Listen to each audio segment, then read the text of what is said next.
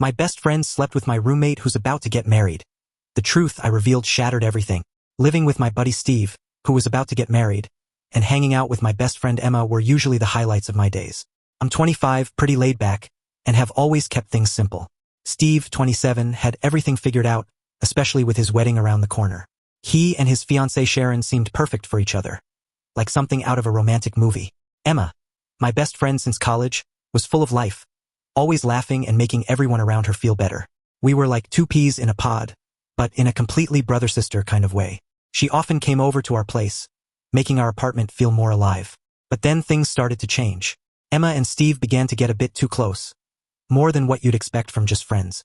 At first, I told myself it was nothing. Friends get close, right? The revelation hit me like a freight train one evening. The apartment was cloaked in silence, while the city outside buzzed with life, oblivious to the storm brewing within. I returned home earlier than expected, only to find Emma and Steve entwined in a way that left no room for doubt. They were quick to separate, their faces flushed with guilt, but the damage was done. The image was seared into my memory, a haunting reminder of the betrayal. It was clear they had feelings for each other, and those feelings had crossed a line. After discovering Emma and Steve's betrayal, my world turned upside down. I wanted to be loyal to both, but my head was a mess. On one hand, Steve was about to get married. On the other, Emma had always been like family to me. The apartment, once full of jokes and late-night pizza runs, began to feel more like a silent movie. Conversations became whispers when I walked in, and the air felt thick with secrets. I noticed the small things, how they'd suddenly stop talking or how Emma's visits became more scheduled, especially when I'd be out. It made my chest tight just thinking about it. I decided to keep it all bottled up inside because I didn't want to be the one to cause a hurricane in everyone's lives. I thought maybe, just maybe, if I ignored it long enough, things would go back to normal. I didn't want to be the reason anyone's happiness got ruined, even if it meant putting on a fake smile every day. For 3 whole months, I lived in this bubble of hope and fear. Hope that Steve and Emma would realize their mistake, and fear of what would happen if Sharon, Steve's fiancée, found out. Every day was a challenge. I acted normal around Steve and Emma, dodged conversations about relationships, and tried to distance myself from anything that could lead back to the secret. It felt like I was living in a different world from them, watching from the outside. The weight of knowing about Emma and Steve became too much. I felt like I had to do something. It wasn't just about loyalty to Steve anymore, it was about doing what seemed right. Telling Sharon about what was happening was one of the hardest things I've ever had to do. It felt like I was carrying the weight of the world on my shoulders, knowing that what I was about to say could potentially ruin lives. But after months of keeping the secret, watching the strain it put on everyone involved, and feeling it crush me, I knew it was something that had to be done. 3 months after discovering the affair, I decided to meet Sharon in a neutral place, somewhere public yet quiet enough for a serious conversation. I chose a small coffee shop in the park, a serene setting I hoped would soften the blow. I remember my hands trembling as I texted her, asking if she could meet me. I tried to sound casual, but every word felt heavy. When the day came, I arrived early, my stomach in knots as I waited. I rehearsed what I was going to say over and over, but no words seemed adequate. How do you tell someone that their world isn't what they think it is? When Sharon arrived, her smile was bright and unaware of the news I was about to share. Seeing her happiness made what I had to do even harder. I started the conversation with small talk, trying to ease into it. But how do you ease into something like this? Eventually, I had to be straightforward. I told Sharon there was something important I needed to talk about. Something about Steve. I emphasized that what I was about to share was difficult for me, but that she had a right to know. Then I told her. I explained how Steve and Emma had grown closer in a way that wasn't appropriate for two people who were just friends, especially when one of them was engaged. I shared how I discovered their affair and the emotional turmoil I'd been through, deciding whether or not to tell her. I made it clear that my intention wasn't to hurt her, but to be honest because I believed she deserved the truth.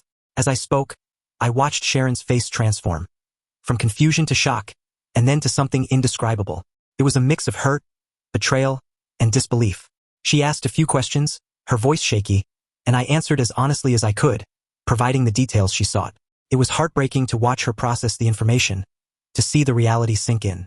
Her voice wavered as she asked, "Are you absolutely sure?" I nodded, apologizing profusely for being the bearer of such news. I reiterated that I hadn't wanted to hurt her, but I couldn't live with myself if I kept this from her.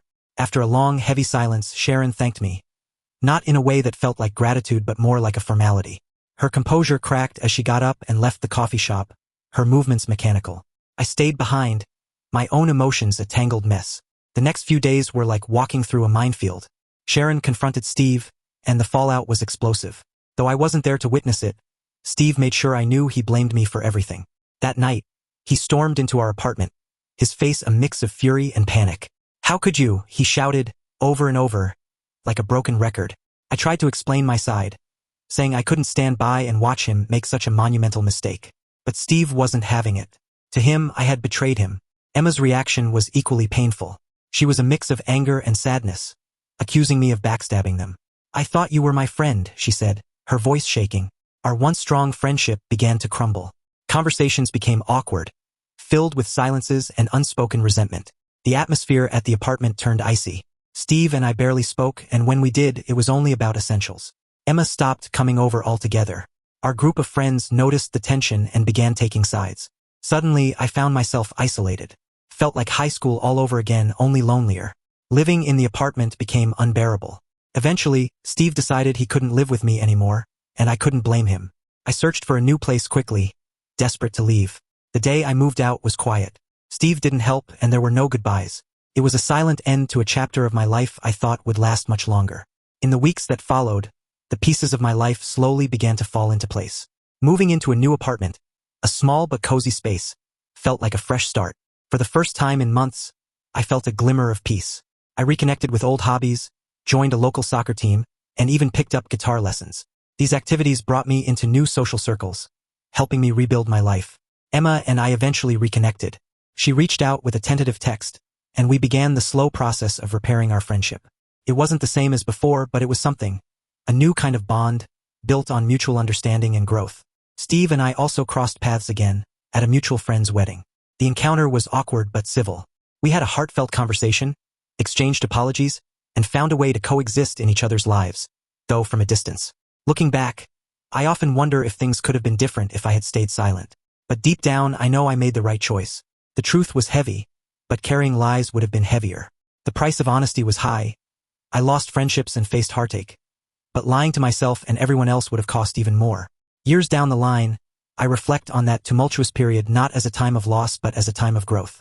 It reshaped my life, forging me into someone stronger and more resilient.